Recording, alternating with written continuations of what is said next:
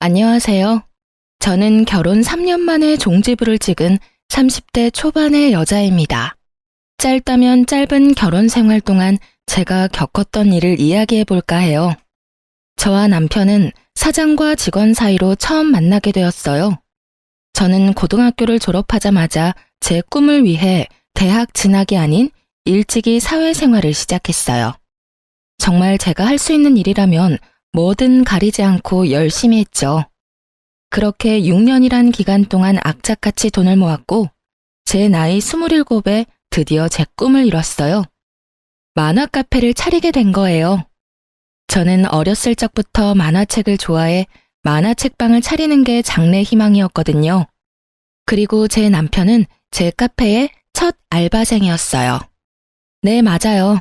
저희는 연상연하 커플입니다. 제가 운영하는 그곳이 자리를 잡을 때까진 친정엄마가 참 많은 도움을 주셨는데 엄마도 알바생이던 남편이 참 싹싹하다며 좋아했죠. 남편도 엄마를 편하게 생각해 주어 농담도 주고받을 정도로 친하게 지냈기에 남편이 알바를 그만둘 때 저보다도 엄마가 정말 서운해했고요. 남편만큼 저희와 일하는 게 잘 맞는 사람도 없어서 남편이 그만두고 나서 알바생을 다시 구하는 게 정말 오래 걸렸어요. 그런 남편과 4년 후쯤 다시 만나게 되었습니다. 정확히 표현하자면 남편이 저를 찾아와 주었어요. 제가 여전히 그 자리에서 만화 카페를 운영하고 있다는 걸 알고 우리가 정말 깊은 인연이라는 생각이 들었다고 해요. 4년 후 다시 만난 그이는 어엿한 어른이 되어 있었어요. 좋은 회사에 취직해 앞날 창창한 직장인이었고요. 남편은 돌고 돌아 다시 만난 소중한 사람이라며 온 진심을 다해 저를 사랑해 주었어요. 그 마음에 저는 남편과 미래까지 약속하게 되었어요. 결혼 인사를 갔을 때 엄마가 남편을 바로 알아보곤 얼마나 좋아하셨는지 몰라요. 엄마, 나랑 결혼을 전제로 만나고 있는 사람이야. 엄마한테 가장 먼저 소개하고 싶었어요.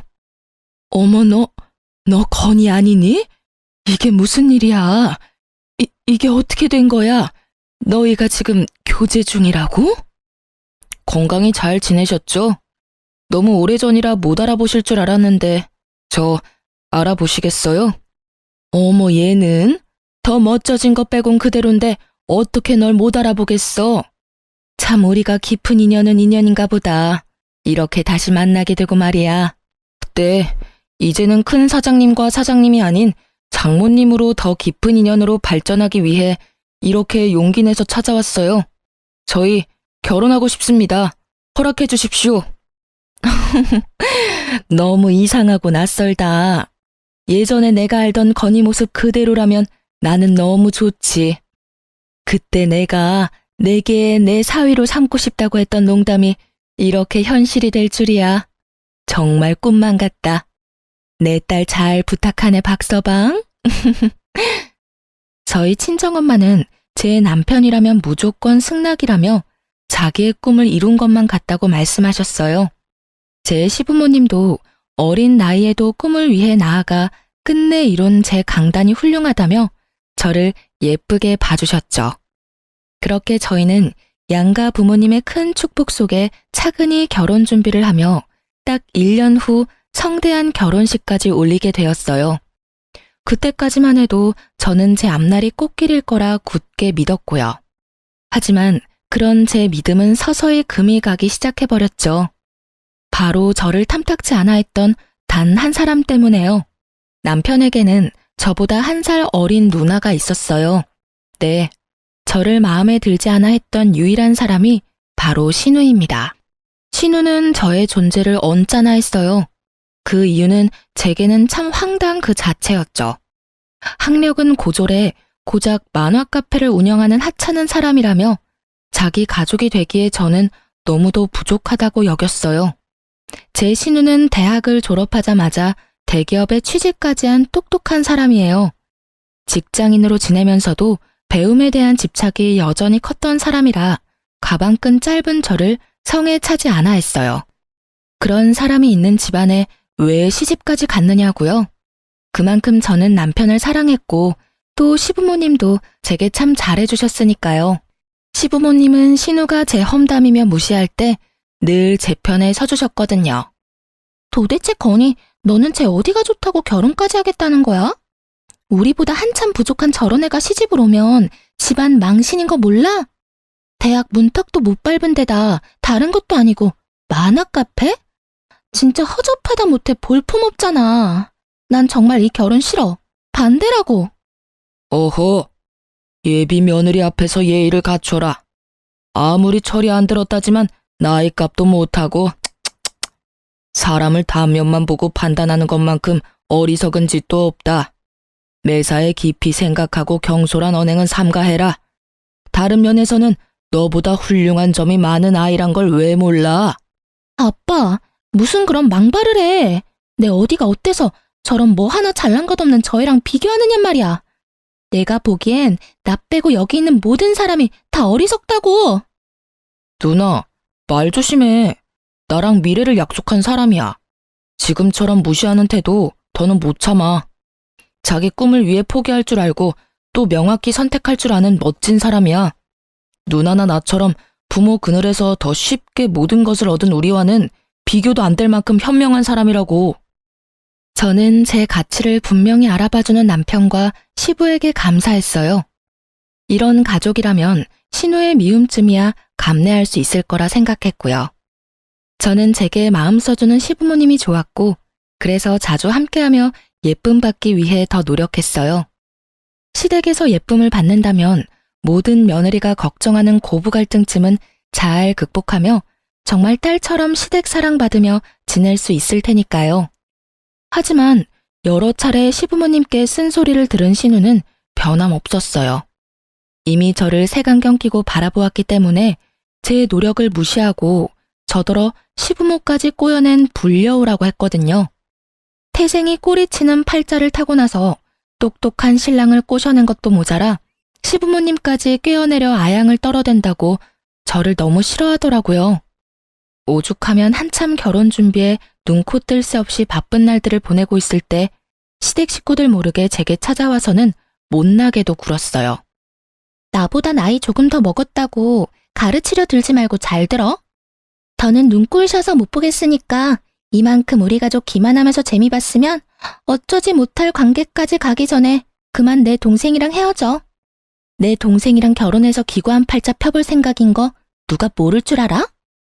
저는 어머님과 아버님을 기만한 적이 없어요. 형님, 그리고 건희 씨와 헤어질 마음도 없고요. 모두 좋은 분들이라는 걸 너무 잘 알아요. 물론 형님도 좋은 분일 거라고 생각해요. 저의 어떤 부분이 마음에 들지 않는지 잘 알아요. 제가 꿈을 위해 했던 선택들이 오답이라고 여기시는 거죠. 하지만 꼭 대학을 나와야지만 인성이 갖춰지는 건 아니잖아요. 제 학력과 직업만으로 판단 마시고 저라는 사람을 좀 찬찬히 봐주세요. 네가 뭔데 내가 좋은 사람이고 아니고를 판단해. 머리도 멍청한 게. 아는 척하고 싶은 거 누가 모를 줄 알아? 잔말 말고 내가 좋은 말로 할 때 파혼해. 개망신 당하고 싶은 거 아니면 내가 시키는 대로 하는 게 좋을 거야. 물론 이 이야기가 우리 가족 귀에 들어갔다간 넌 내 손의 끝인 줄 알아. 내 동생이 현명한 사람이라니까 얼마나 현명한지 헤어짐으로 증명하라고. 아니요, 지금 분명히 말씀드릴게요. 저는 형님으로 인해 파혼할 생각은 없어요. 형님이 뭐라고 말씀하시든 제게는 안 통한다는 말이에요. 아직 저를 받아들일 준비가 안 되셨다는 거 명확히 알았으니 제가 앞으로 형님께 더 좋은 모습 보이도록 노력할게요. 그러다 보면 형님도 제 있는 그대로를 봐주실 날이 올 거라고 믿어요. 진짜 말이 안 통하는 인간이네. 내 동생한테 기생할 생각 말고 너 갈 길 가라니까. 동네 만화방이나 하는 게 뭐 잘났다고 우리 집안 사람이 되겠대. 지금 네가 운영하는 카페 문 닫고 싶어? 어? 동네 장사가 얼마나 우스운 건지 네가 몸소 체험을 해봐야 정신 차릴래? 형님, 저더러 너너거리면서 말하는 건 조심해주세요. 제가 나이도 더 많은데. 이렇게 존댓말까지 써가며 존중하는 이유도 가족들 사이니까 좋은 마음으로 대하기 위해서거든요.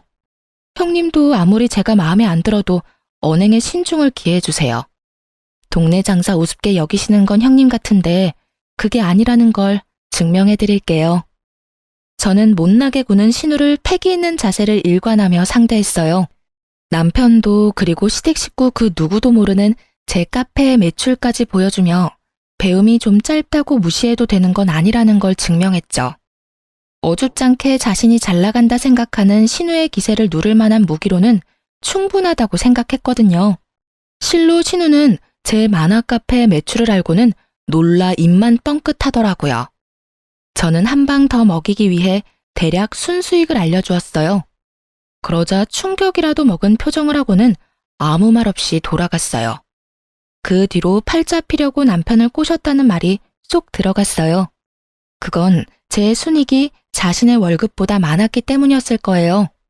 하지만 고작 매출을 밝힌 걸로 신우의 마음을 얻을 수는 없었어요. 팔자를 운운하며 해대던 불쾌한 말 대신 머리에 든 것도 별로 없는 게 잔꾀만 많아서 돈을 벌었다고 또 다른 불쾌한 말로 시비를 걸었으니 말이에요. 아마도 대기업에 다니는 자신보다 돈을 잘 버는 게 자존심이 상했던 거겠죠. 그래도 신우는 그 후로 한동안은 대놓고 저를 갈구는 일은 없었어요. 파혼에 관한 이야기도 더는 거론하지 않았고요. 하지만 그렇게 잠자코 있는 동안 저를 어떻게 괴롭혀야 속이 시원할지 머리를 굴리고 있었다는 걸 결혼식 날이 되고서야 알게 되었네요. 낯설게도 예식 당일 한참 이른 시간임에도 신우는 일찍이 찾아와 정말 해사한 표정으로 결혼 축하한다며 저를 안아주기까지 하는 거예요. 저는 그런 신우의 모습이 매우 낯설었지만 다른 의심의 여지는 없었어요. 이미 결혼식 당일이고 저를 무시하긴 했지만 전보다 심하지도 않았거든요. 그저 이미 엎어진 물 받아들이기로 했나 보다 하고 생각했어요. 그런데 그건 그저 제 순수한 생각일 뿐이었다는 걸 결혼식이 시작한 후에야 알게 되었어요.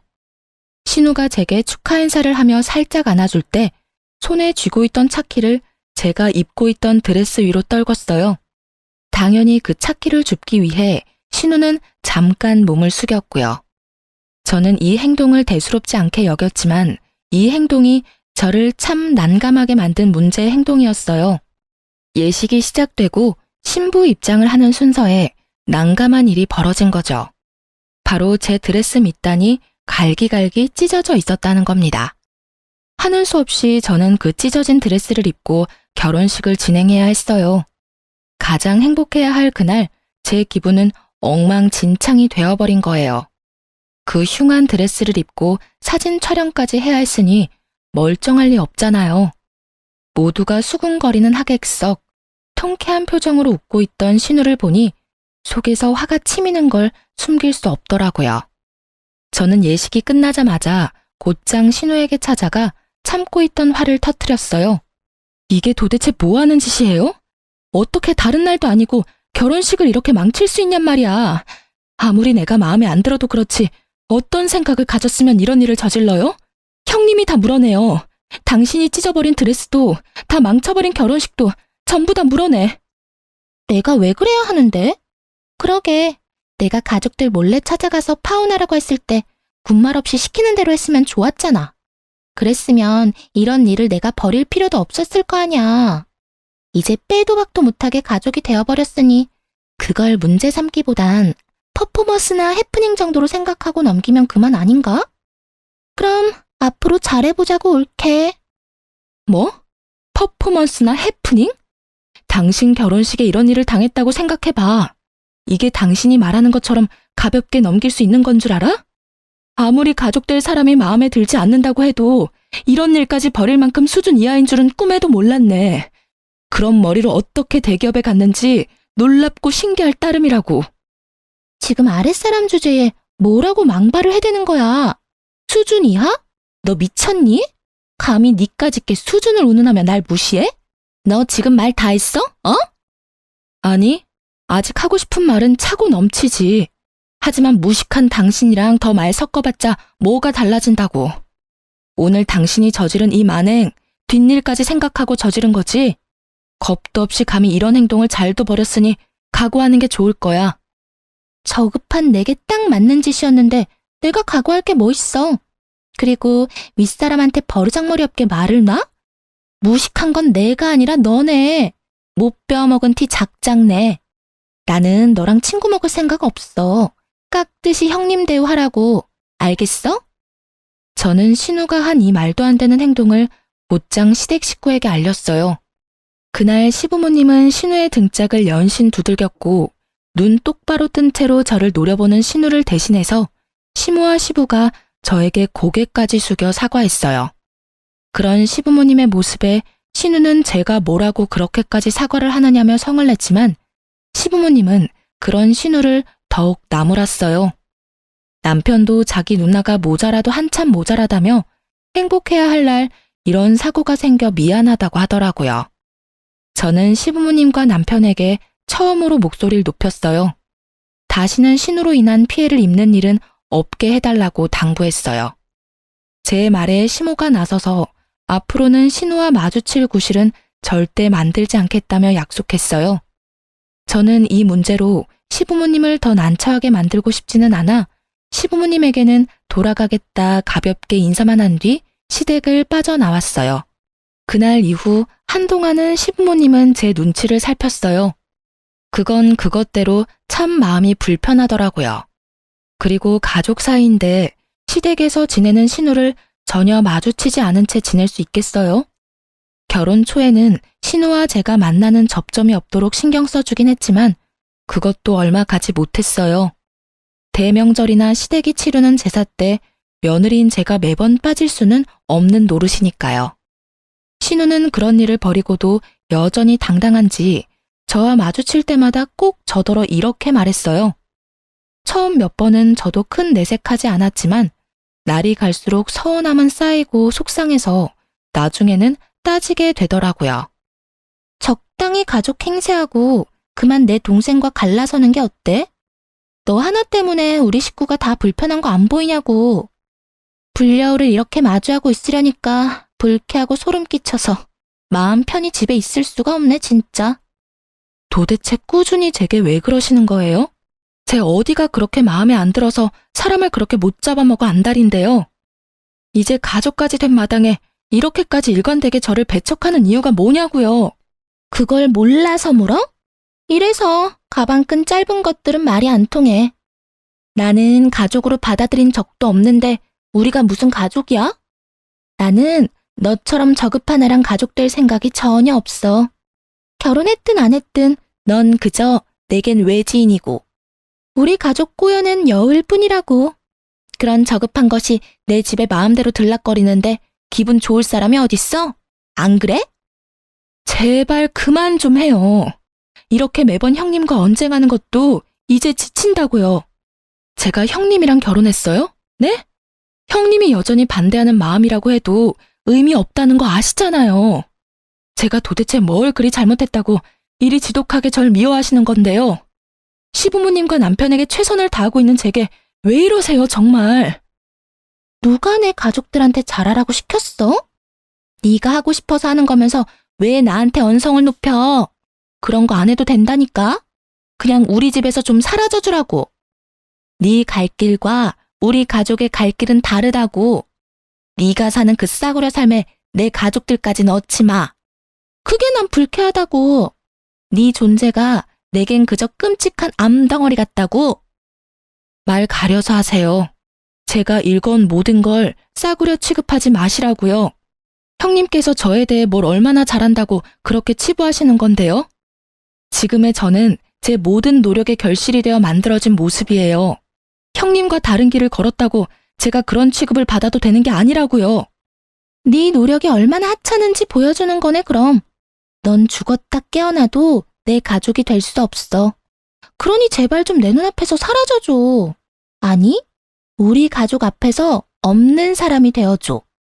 널 이렇게 마주하는 순간순간 우라가 치밀어 미치겠다니까? 결국 저와 신우는 긴 말다툼으로 번졌고 그날 이후 저는 시댁에 찾아가지 않았어요. 제가 아무리 노력한들 달라지는 건 없다고 느꼈거든요. 시부모님도 시댁에 들르지 않는 저를 이해하는 듯 했어요. 자기들의 딸이 며느리인 저를 매몰차게 밀어내니 어쩔 도리가 없었겠죠. 그렇게 시댁과 거리를 두고 지낸 지 6개월쯤 됐을까요? 그 기간 동안 무슨 일이 생겼던 건지 신우가 제게 먼저 연락을 해왔어요. 그것도 아주 나긋나긋한 목소리로 제게 잘 지냈냐는 안부를 다묻더군요. 하지만 저도 결혼식 날 당했던 전적이 있어 쉬이 경계가 풀어지지 않았어요. 그런데 신우가 제게 꼭 부탁할 것이 있다는 거예요. 절대 못나게 굴 생각으로 연락한 게 아니라며 시간 좀 내달라고요. 그리도 저를 하대하던 신우가 돌연 부탁이라니 어떤 걸지 전혀 짐작도 가지 않았어요. 저는 카페 자리를 비울 수 없던 터라 제 만화 카페로 와달라고 했고 그렇게도 끔찍해하던 제 만화 카페까지 흔쾌히 오겠다고 하더군요. 신우는 제 카페에 와서는 그날따라 이상하게도 이곳저곳 살펴댔어요. 저는 그런 행동이 너무도 의아했지만 혹시나 직장을 그만두고 사업이라도 벌이려는 건가 하는 생각이 들더라고요. 물론 제가 입 밖으로 그 말은 꺼내지 않았지만요. 그런데 제가 무슨 말을 꺼내기도 전에 신우가 먼저 입을 열었어요.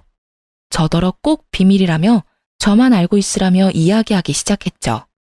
신우의 말은 이랬어요. 얼마 전 직장에서 부당한 일을 당하게 되었고 그로 인해 번아웃이 왔다고요. 그래서 막무가내로 앞뒤 생각 없이 사직서부터 던지고 나왔는데 뭘 해본 적이 없으니 막막하다는 거예요. 그러면서 넌지시 저에게 처음부터 그렇게도 못나게 굴었던 이유를 털어놓았어요. 내가 올케한테 참 모진 언행을 일삼았잖아. 그게 다 부러움이랄까 질투랄까 그런 감정 때문이었어. 네? 갑자기 그게 무슨 말씀이세요? 질투라니 형님께서 제게 무슨 질투를 느꼈다는 건지 전혀 모르겠는걸요. 당연히 모르겠지. 내 가족들도 모르는 내 마음을 올케가 어떻게 알겠어? 사실 나도 올케처럼 가슴에 품었던 꿈이 있었어. 내 모든 것이 오롯이 담긴 나만의 가게를 차리고 싶었다고 나도. 하지만 나는 남의 시선이 참 중요한 사람이라 그러지 못했어. 올케도 알잖아. 내 학벌에 대한 내 근자감 말이야. 근자감이라뇨. 자신감이라는 표현이 맞죠. 저는 대기업 다니는 형님이 참 똑똑한 분이라고 생각해요. 아무리 저에게 못되게 구셨어도 그 생각은 변함없고요. 그렇게 말해줘서 고마워, 올케.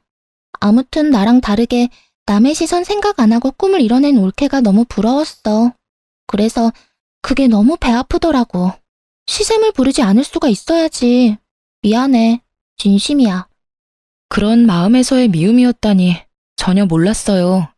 그런데 갑자기 제게 이런 말씀을 하는 이유를 좀 물어도 될까요?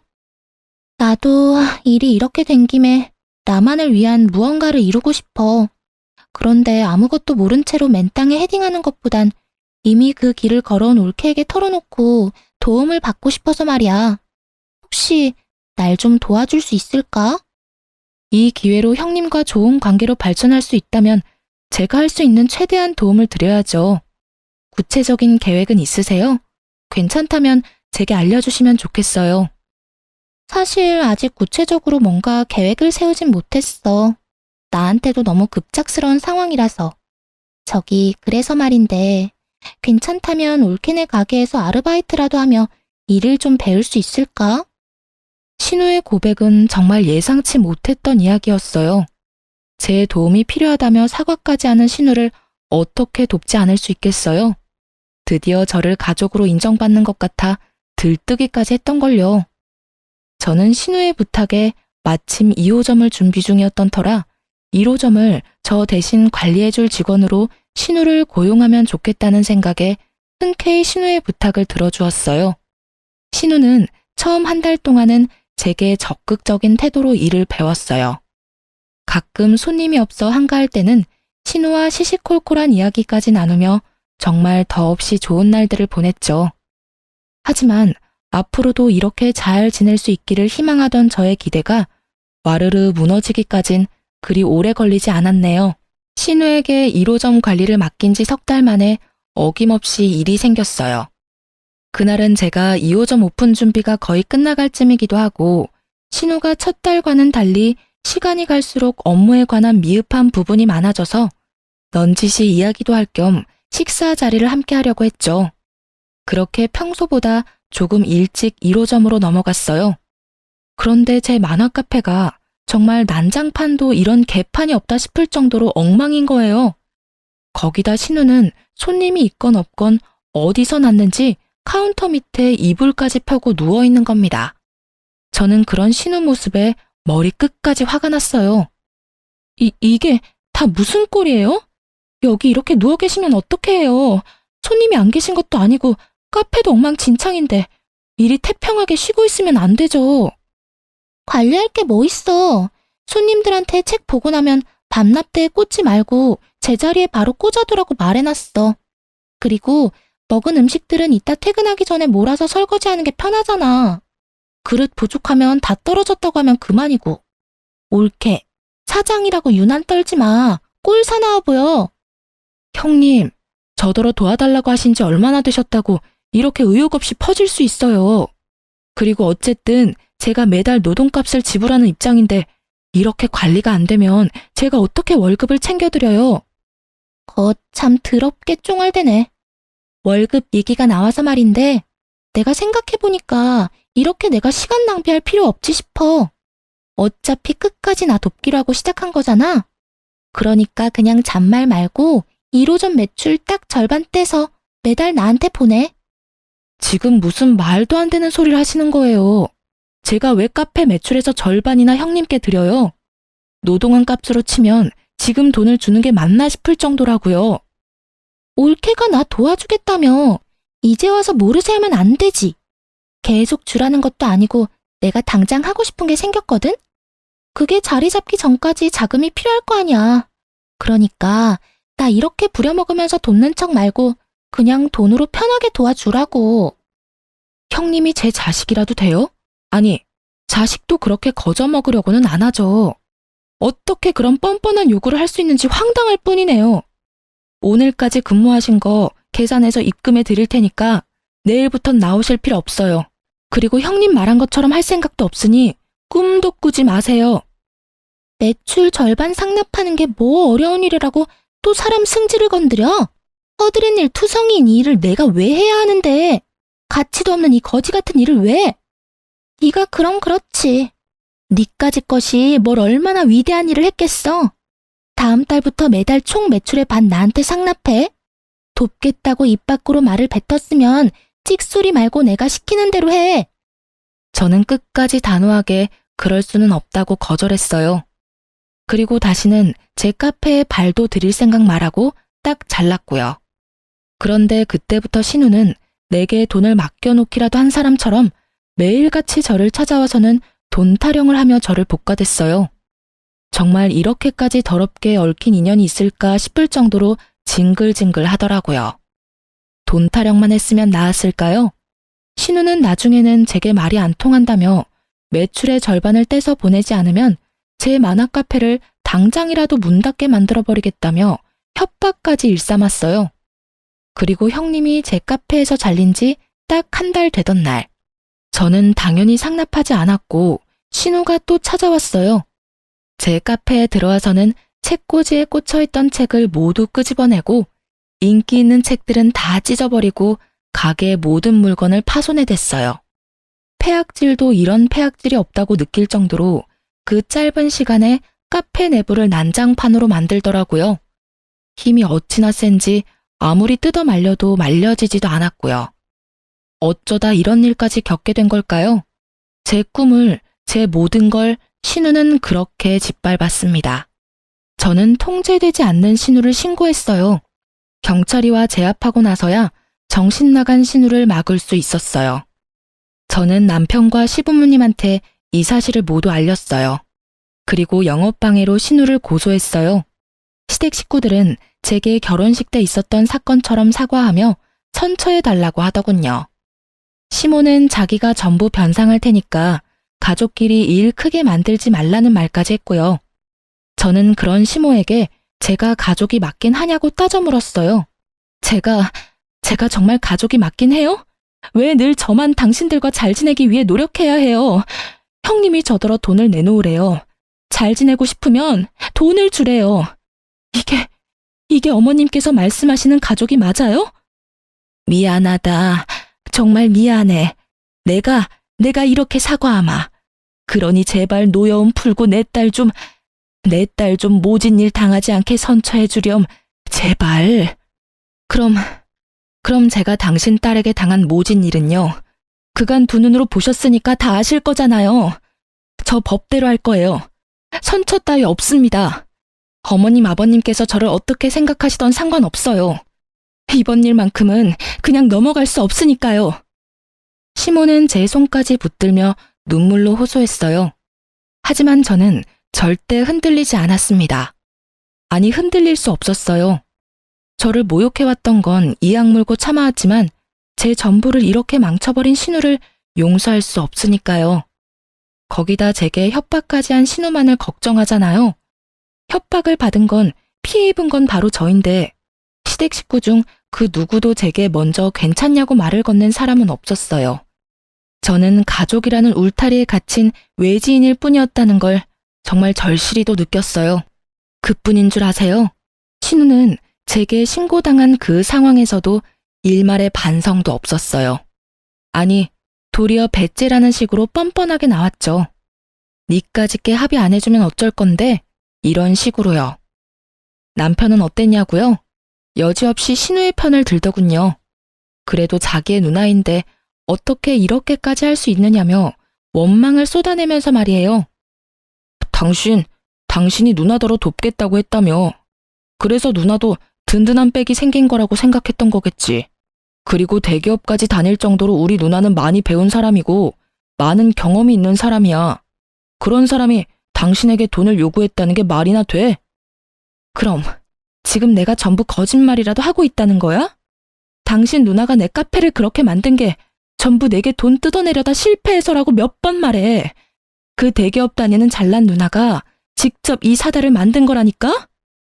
이유가 뭐든 당신이 돕겠다고 나섰잖아. 당신이 선택해놓고 이제 와서 이렇게까지 모질게 굴어야 해? 어떻게 사람이 그럴 수 있어. 가족이 가족을 상대로 어떻게 이래. 당신 말대로 내 도움이 필요하다면 기꺼이 돕겠다고 했어. 하지만 형님의 만행을, 나에게까지 미친 피해를 모두 감당하겠다고는 한 적 없어.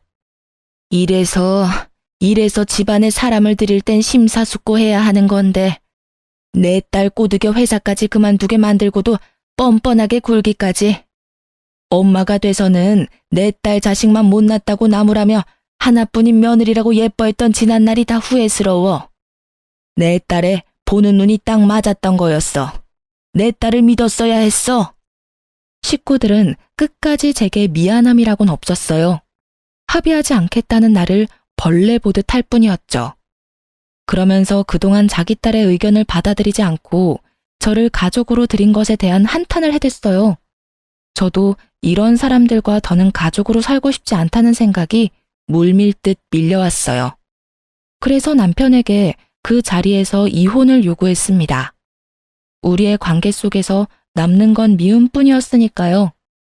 그런데 참 웃긴 건 남편도 자기 가족을 건드렸다며 저를 상대로 소송을 걸겠다고 소리치더군요. 남편의 말을 듣는데 아무리 물러터진 저라도 어떻게 참고 고분고분 있을 수 있겠어요. 이혼 이야기를 막 꺼냈을 때만 해도 합의 이혼으로 깔끔하고도 간결하게 관계를 정리하고 싶었지만 그 마음마저도 사라졌고 곧장 소송을 걸었어요. 물론 그 후로 신우와 관련된 사건 신고에 남편과의 이혼 소송까지 법적 다툼으로 미칠 노릇이었어요. 거기다 신우로 인한 제 카페에 큰 손실까지 감당하며 다시 처음부터 시작하는 마음으로 임하다 보니 힘든 날의 연속이라고 해도 과언이 아닐 정도였죠. 그 와중에 시부모님은 그렇게도 저를 찾아와 악담을 퍼부어댔어요. 시부는 저더러 만화 가게나 하는 못 배운 것이라며 신우와 똑같은 말로 저를 무시해댔고 시모는 저더러 야살스럽다는 말까지 하더군요. 이제야 결혼 전 저에게 강단 있다는 말을 했던 시부모의 본심을 알게 되었어요. 가방끈 짧아도 사업 능력이 좋은 것 같아 나중에 큰 쓸모가 있겠거니 했더니 우리 뒤통수를 칠 줄이야. 예쁘다 예쁘다 하며 지내주니까 진짜 네가 뭐라도 된 것 같았냐? 정말 생각하면 할수록 우라가 치밀어. 알아? 제발 저 좀 찾아오지 마세요. 진절머리가 나서 미치겠다고요. 그리고 저를 이용해 먹으려고 했다는 그 불쾌한 말도 집어치우시고요. 이렇게 되바라진 애라는 걸 진작 알았더라면 내가 고분고분하게 결혼 승낙을 하진 않았을 거야. 모든 게 제 탓인 것처럼 그렇게 말씀하지 마세요. 어머님, 아버님께서 자식 교육을 그따위로 시켜서 이런 상황에까지 이르게 된 거잖아요. 그러니까 제발 저 좀 내버려 두세요. 이혼 소송 중에 적당히 좀 하시란 말이에요.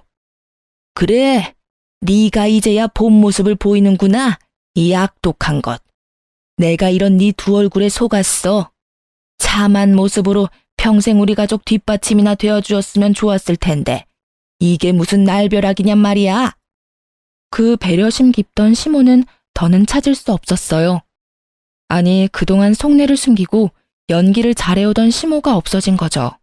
신우가 저를 이용해 자신의 살해 사욕을 채우려던 것처럼 그 엄마의 그 딸이라고 시모도 다른 방향으로 신우와 같은 마음을 가지고 있다는 걸 제대로 느꼈네요. 저는 시모의 본심을 알게 된 후 신우와의 사건을 더욱 악착같이 독한 마음으로 물고 늘어졌어요. 결국 남편과의 이혼 소송에도 신우와의 문제가 큰 역할을 해주어 승소할 수 있었어요. 그러니 위기의식이 좀 들었는지 그제야 저를 탓하던 남편이 찾아와서 이혼 승소도 했으니 신우 일은 그만 멈춰달라며 원하는 것은 뭐든 다 들어주겠다고 하더군요. 하지만 남편이 간과한 것은 바로 시모의 본심을 제가 알고 있다는 거였죠. 진심으로 반성한 척 날 회유하려 들지 말고 정당한 죗값을 다 받으라고 말했어요. 비양심적으로 죗값을 피하려 들지도 말라고 합의 제안을 딱 잘라 거절했죠. 그리고 얼마 뒤 신우와의 문제도 끝이 났어요. 자기가 처신한 행동에 대한 죗값을 받게 되었죠. 제게는 정말 통쾌한 결과가 아닐 수 없었어요. 하지만 이 결과로 인해 제 사업이 정말 휘청할 정도로 힘든 상황에 직면해야 했습니다. 시댁이 아마도 제게 복수할 마음을 제대로 먹었던 것 같더라고요. 무슨 말이냐고요? 제 만화 카페 바로 근처 빌딩 건물에 저와 같은 업종의 만화 카페가 생긴 거예요. 크지 않은 동네에 이렇게 꼭 붙어 있는 것도 매출에 영향을 주는데 그곳이 제 카페를 콕 집어 옆 만화 카페보다 저렴한 곳이라고 홍보까지 해대는 통에 정말 오랜 단골 손님이 아니고는 저희 카페에 걸음하는 손님들이 확 줄어버린 거죠. 그런데 알고 보니 그 만화 카페의 사장이 다름 아닌 이전 시모였고 그곳에서 관리하는 사람은 바로 이전 신우였어요. 저는 그 사실을 알고는 그 만화 카페에 가서 난리를 쳤어요. 이 상도덕도 없는 인간들아. 버젓이 내 카페가 있다는 걸 알면서도 근거리에 같은 업종으로 선택해서 가게를 차려? 어떻게 끝까지 나를 이리도 괴롭힐 수 있어? 상도덕? 네가 상도덕 운운할 상황은 아니지 않나? 네가 말하는 상도덕은 네가 먼저 안 지켰지. 그게 뭔 줄도 모르는 사람처럼 처신했잖아. 내가 언제? 결혼하기 전부터 이혼한 후까지 이렇게 나를 복가대며 괴롭히는 이유가 뭐야? 도대체 당신들 나한테 왜 이렇게까지 하는 거냐고. 그러게. 내 동생이랑도 헤어질 거면 좋게 합의하고 알아서 정리했으면 좋았잖아. 가족을 상대로 콩밥 먹일 작정을 했던 것부터가 넌 상도덕에 어긋난 인간 말종이라는 거야. 내 딸 말이 맞다. 네가 먼저 우리를 우습게 여겼잖냐? 그러게 잠자코 있었으면 이런 꼴을 안 당했겠지. 아들과의 이혼은 부부의 문제니 그렇다 쳐도 내 딸의 문제는 전혀 다르니까 말이야. 이게 다 네가 자초해서 생긴 일이니 어디 한번 감당해 보렴. 저는 여전히 저에 대한 앙금이 남아있는 두 사람의 난잡한 대응이 너무도 기가 차고 황당했어요. 여전히 저를 탓하고 있는 이 인간들에게 당한 것에 대한 바른 대처를 했을 뿐이라고 말했어요. 하지만 그런 제 말에 이죽거리며 웃더니 저더러 온 식구를 범죄자 취급하는 쓰레기라며 그런 저는 돈 한 푼 벌어가면 안 된다며 어디 한번 누가 이기나 한번 해보자는 거예요. 저는 몇 날 며칠을 머리를 감싸주며 고민했어요. 그런데 그렇게 시간이 흐를수록 제 매출은 점점 큰 타격을 입기 시작하니 어쩔 도리가 없더라고요. 하지만 세상의 이치는 변함이 없다는 걸 시간이 조금 더 지나고서야 다시금 깨닫게 되었어요. 어떤 이치를 말하느냐고요? 못된 사람이 호의호식하며 잘 살 수 없다는 건 말이에요. 전시모와 신우가 하는 가게는 처음 두어 달은 일명 오픈빨과 저를 저격한 파격 할인 행사 덕에 장사가 잘 됐어요. 하지만 한자리에서 오랜 시간 버티며 장사해온 저를 이길 순 없었습니다. 오픈빨이 떨어질 쯤 되니 이상한 추문을 달고 다니기 시작했거든요. 가게 운영하는 사장 언니가 불친절하고 판매하는 음식에서 불결한 냄새가 난다는 소문이었어요. 그리고 하루하루 지날수록 그 추문은 점점 구체적으로 변해갔죠. 그런데 그렇게 큰 소리를 치며 저를 긁어대던 전신우가 갑자기 저를 찾아와서는 자기들이 운영하는 카페가 망할 위기라며 분위기며 매장에 채워둔 책까지 제가 운영하는 곳과 비슷하게 했는데 자기들 만화 카페는 왜 오픈한 지 몇 달 만에 이런 일을 겪을 수 있는 거냐고 이럴 땐 어떻게 하냐고 묻는 거예요. 하지만 제가 머리에 총 맞은 게 아니고서야 그 시커먼 속을 다 아는 입장에서 어떻게 도와주나요? 저는 단호하게 신우에게 왜 상도덕도 모르는 사람을 제가 도와주어야 하냐며 허튼 소리 하지 말고 내 카페에서 나가달라고 했어요. 그러자 신우는 도와달라고 말할 때와는 전혀 다른 표정을 하고선 입소문이라는 게 얼마나 무서운 건지 한번 경험해 보겠느냐며 협박을 하기 시작했어요. 하지만 저는 굴하지 않았어요. 제가 쌓아온 경험만으로 저는 이미 여러 차례 시행착오를 이겨왔으니까요. 저는 그런 신우에게 다시 법정에 서고 싶다면 어디 한번 입을 함부로 놀려보라고 말했죠. 신우는 제게 가짜는 협박이 통하지 않자 역성을 내며 말했어요. 사업 경력 조금 된다고 눈에 뵈는 게 없나 보지? 너도 우리 카페 생기고 장사 안 되잖아. 그러면서도 그 알량한 자존심은 아직 남았나 봐? 네 그 하찮은 자존심으로 네 가게가 제대로 망해봐야 정신을 차리지? 우리가 너보다 배움이 더 많은데 너보다 못할 리가 없으니 말이야. 제발 네 카페가 얼마 못 가 망하길 바래. 그래야 우리가 재미를 보지. 덜 떨어진 말을 그리도 길고 정성스럽게도 할 필요가 있나? 지금이 어떤 상황인지 네 발로 직접 여기까지 와놓고도 몰라? 내가 망하기 전에 당신네들 카페가 먼저 망할 것 같은데 덕분에 내가 재미를 보게 생겼네? 할 말 다 했으면 그만 가줄래? 너희 망해가는 꼴 보려면 팝콘 좀 튀겨야 해서 말이야. 이 멍청한 게 뭐라고 짓거리는 거야. 너 두고 봐. 내가 가만히 두나 보라고. 네가 언제까지 이렇게 큰 소리나 칠 수 있을지 말이야. 두고 볼 것도 없는 게 까불지 마. 그리고 이제 우리 완전 남남인데 예의 좀 갖춰. 나이 차이도 나는 윗사람한테 눈 그만 부라리고. 제 말에 씩씩대며 돌아갔어요. 그리고 그로부터 한 달 뒤 두 사람은 제게와 무릎을 꿇었습니다. 알고 보니 전시모와 신우가 차린 만화 카페는 전 남편과 전시부 몰래 운영하기 시작한 거더라고요. 가진 비상금이 없던 상태에서 집안 남자들 몰래 대출까지 받아서 차렸던 거였어요. 그때만 해도 고졸인 저도 일궈낸 사업을 자기들이라고 못할 것도 없지 라는 자신감으로 말이에요. 오픈빨이 뭔지도 모르고 초반에 장사가 꽤 된다고 생각했던 오만함에 개버릇 남 못 준다고 제 가게에서 신우가 행동했던 것처럼 자기들의 카페에서도 그 행실 그대로 했던 거죠. 그로 인해 매장 관리가 되지 않는 것에 대한 소문이 일파만파로 퍼지게 된 거고요. 전시모와 전신우는 빚만 지고 문 닫기 일보 직전이라며 제게 무릎까지 꿇고 손까지 빌며 제발 이번만 도와달라며 내가 시키는 대로 알려주는 대로 그대로 행하겠다고 애원하더군요. 아가, 우리가 남이 되긴 했지만 그래도 예정이 있잖니. 내가 널 좀 예뻐했니? 내 딸보다도 더 아꼈잖아. 그러니 제발 우리에게 작은 도움이라도 좀 줄 수 없을까? 빚더미에 앉은 채 집에서 쫓겨날 순 없잖니, 응? 그래, 옳게. 우리가 그간 못되게 군 건 우리가 너무 옹졸했어. 이렇게 자존심 다 내려놓고 사과할게.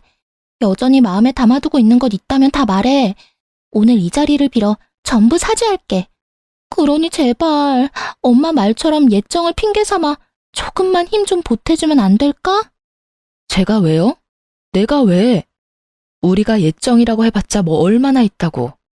고작 결혼 생활 몇 년 했다고 그게 다 정이 붙진 않던데?